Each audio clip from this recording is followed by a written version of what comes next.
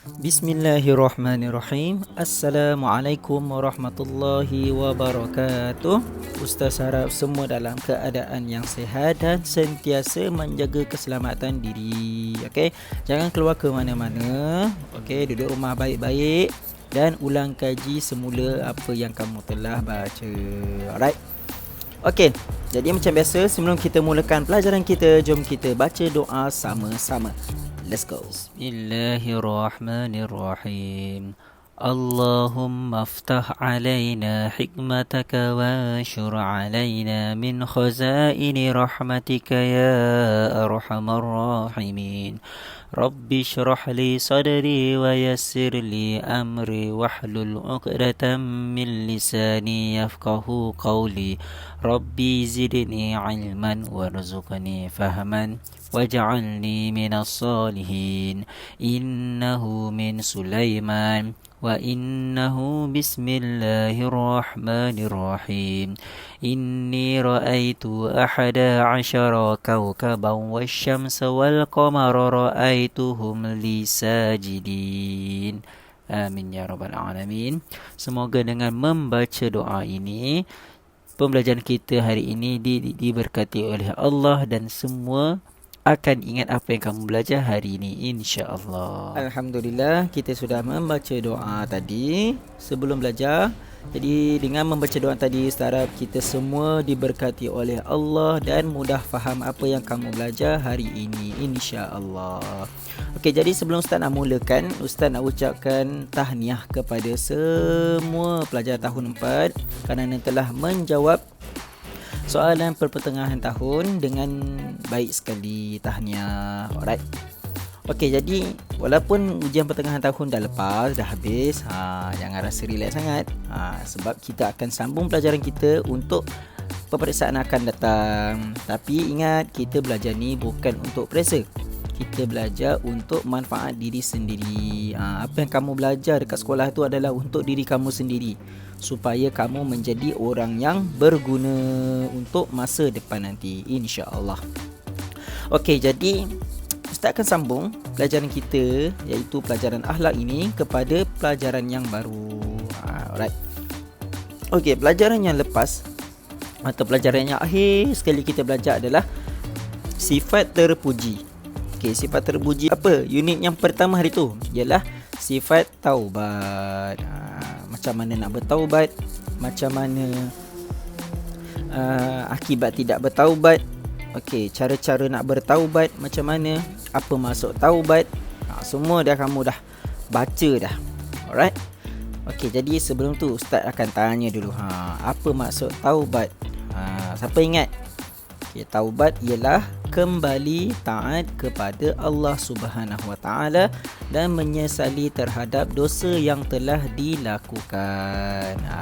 Okey, maksudnya kita kembali kepada Allah Subhanahu Wa Taala dan menyesal jangan buat dosa apa yang kita telah lakukan sebelum ini. Okey, itu kita buat ulang kaji ringkasan lah. Okey, untuk tajuk taubat. Tapi hari ini kita akan masuk kepada tajuk yang kedua di dalam tajuk besar sifat terpuji. Tadi taubat, yang kedua adalah khauf. Apa maksud khauf ni? Khauf ni bahasa Arab. Khauf ni apa? Khauf ni maksud dia adalah takut. Okey, tak apa, kejap lagi kita akan masuk takut kepada apa, takut tu apa semua. Okey. Alright, okey. Sebelum Ustaz nak mulakan, kamu semua keluarkan buku teks akhlak muka surat 42. Okey, muka surat 42 tu kamu tengok atas sekali. Okey, tengok tu. Okey, pada hari ni kamu akan belajarlah macam mana nak sebut ataupun tahu apa pengertian taubat, apa dalil taubat, menyenaraikan cara-cara taubat. Okey, apa dia fadilat taubat, apa dia akibat taubat. Okey, jadi kamu akan belajar satu. Alright. Okey, jadi yang pertama sekali adalah kita akan pergi kepada, kamu nak tahu macam nak khauf tu, kamu kena tahu dululah apa dia pengertian dia, apa dia khauf ni. Okey, tengok muka surat 42 tu bawah sekali.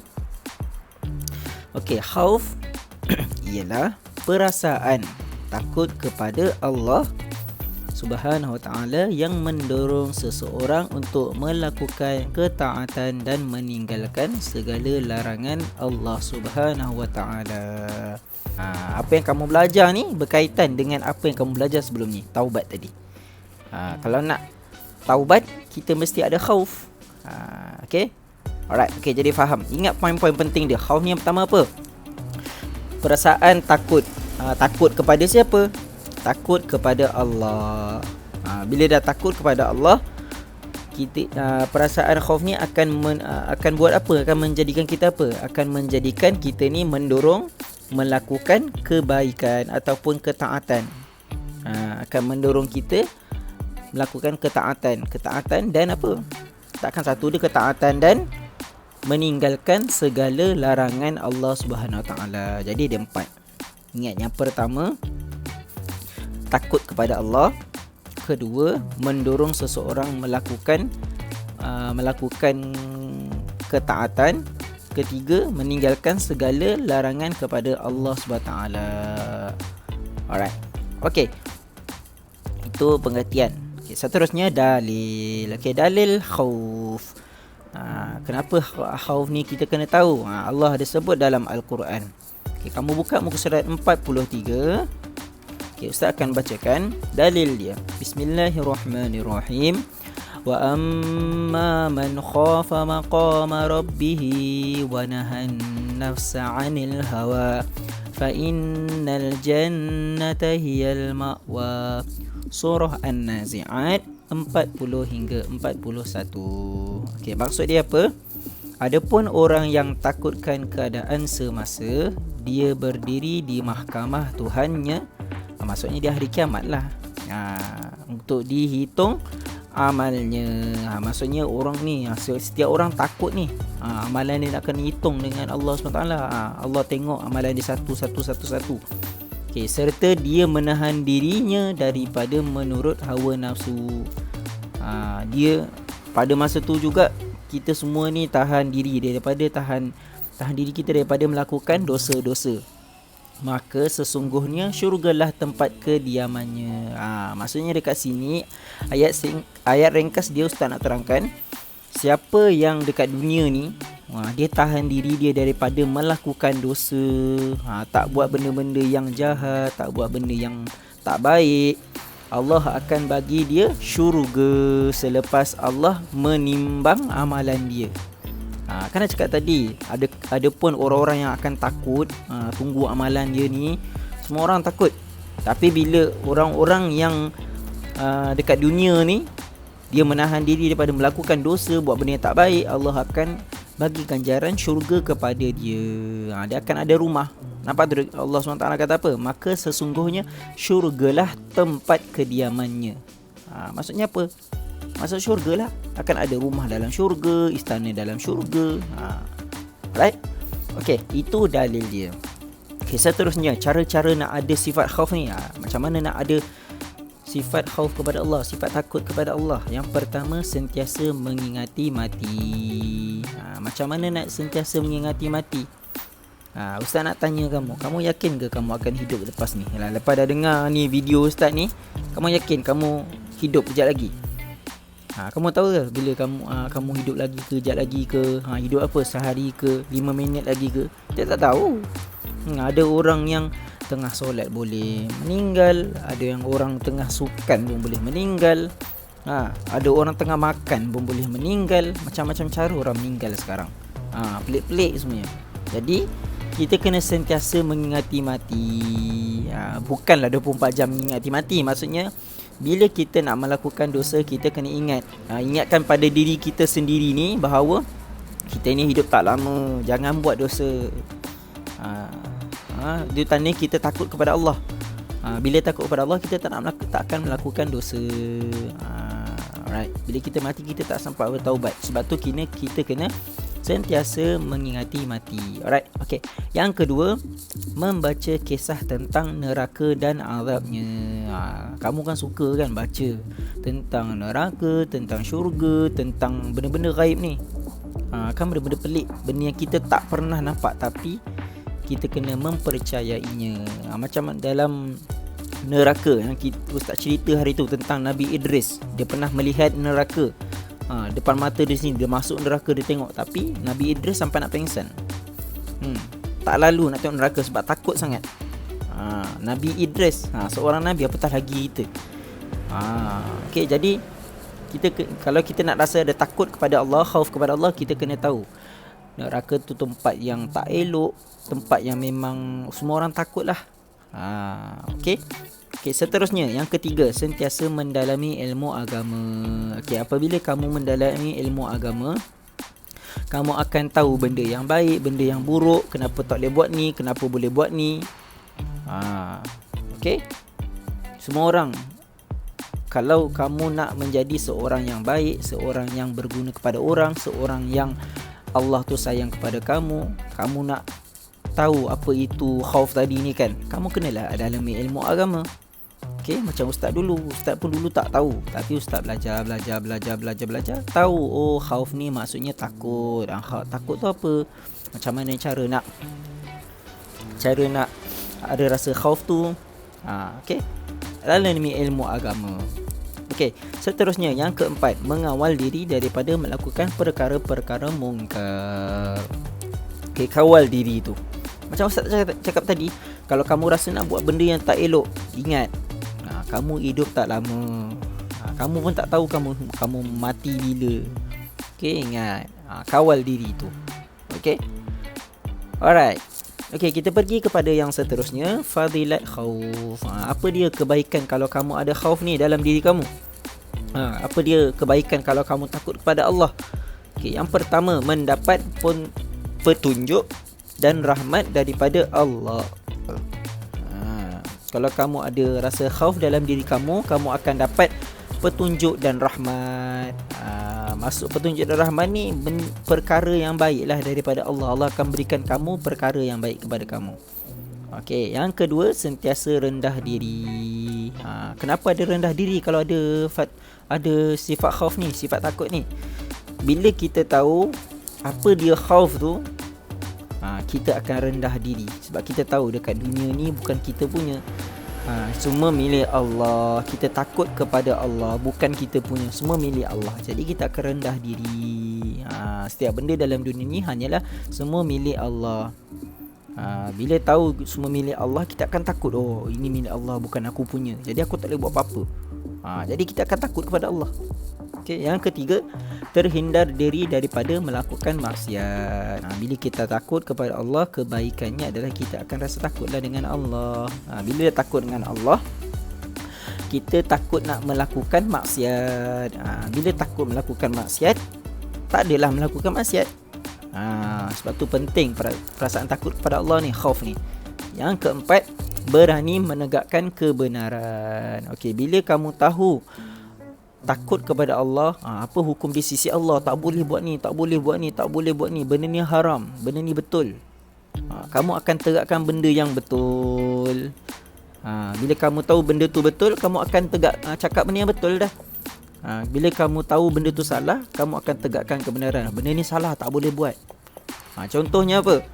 Contohnya adalah, okay, kamu tahu mencuri tu salah. Okay, kamu nampak kawan kamu mencuri dekat sekolah, ambil barang kawan tanpa izin, senyap, kawan tak tahu. Kamu akan pergi kat kawan tu cakap, weh, tak boleh lah mencuri, berdosa. Sebab apa? Sebab kamu tahu perkara mencuri itu adalah jahat dan mendapat dosa. Dan kamu tahu benda tu kalau kamu tak bagi tahu berdosa, kamu takut akan dapat dosa daripada Allah, kamu akan tegakkan kebenaran. Bagi tahu benda ni tak elok, berdosa. Tegakkan kebenaran lah tu. Alright.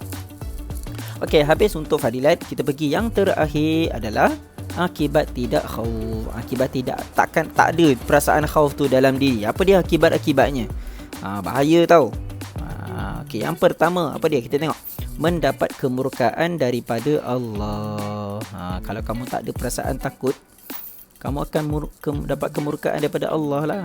Contohnya kalau kamu dengan mak ayah kamu. Itu mak ayah kamu. Lepas tu kamu tak takut dengan mak ayah kamu. Mak ayah kamu tahu kamu ni kurang ajar dengan mak ayah kamu. Tak takut dengan mak ayah. Mak ayah kamu suka tak dekat kamu agak-agak? Cuba kalau kamu Kamu tahu yang kawan kamu ni ada yang tak suka dengan kamu. Kamu suka tak dengan kawan kamu yang tak suka dengan kamu tu? Tak suka kan? Rasa macam rasa menyebuk, rasa menyampah dengan kawan yang tak suka dengan kita. Sama juga dengan Allah SWT. Allah tu takkan suka ataupun murka dengan orang yang tak ada perasaan takut dengan dia. Allah tu layak, sebab Allah tu adalah Tuhan kita. Dia layak untuk tidak suka pada kita, murka pada kita. Okay, alright. Okay, yang kedua, dibenci oleh ibu bapa dan masyarakat. Okay, kenapa boleh jadi dibenci ibu bapa dan masyarakat kalau tak ada sifat khauf ni? Okay, bila tak ada, macam tadi, bila kamu tak ada sifat khauf, kamu akan melakukan maksiat, betul? Tadi. Okay, bila berani buat maksiat, buat benda yang tak elok lah. Bila buat benda tak elok, semua orang tak suka dengan kita. Macam Ustaz kata tadi, mencuri kan.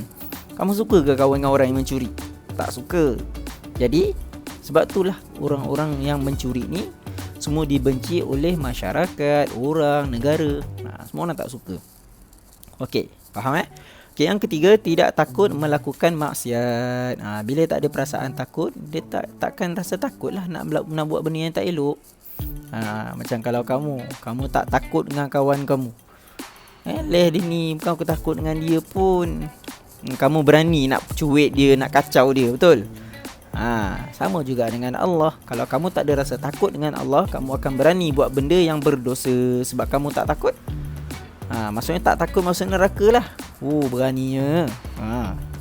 Jadi bila kamu, sifat khauf ni adalah sifat yang penting dalam diri setiap orang Islam, kena ada dalam diri. Okey? Alright. Okey, yang terakhir, bersifat membesarkan diri ataupun takbur. Siapa yang tak ada perasaan takut ni, takut kepada Allah ni, dia akan ada sifat bangga diri, membesarkan diri, takbur. Rasa belagak lah. Takbur tu maksudnya berlagak. Bila tak ada takut, bukan kena apa-apa pun, aku ambil barang dia ni, bukan dia tahu pun, bukan, tak ada siapa yang nampak pun. Besar diri. Tapi bila dah kena kat batang hidung sendiri, bila dah kena hukuman, baru nak menyesal. Macam kamu, bila buat salah kat dunia ni, tak sembahyang, tak solat 5 waktu, bila kat neraka, bila dah masuk neraka, baru nak menyesal. Boleh ke diampunkan dosa?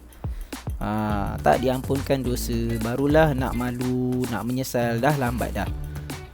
Jadi bahaya, sangat bahaya kepada orang yang tak ada sifat khauf kepada Allah ataupun sifat takut kepada Allah.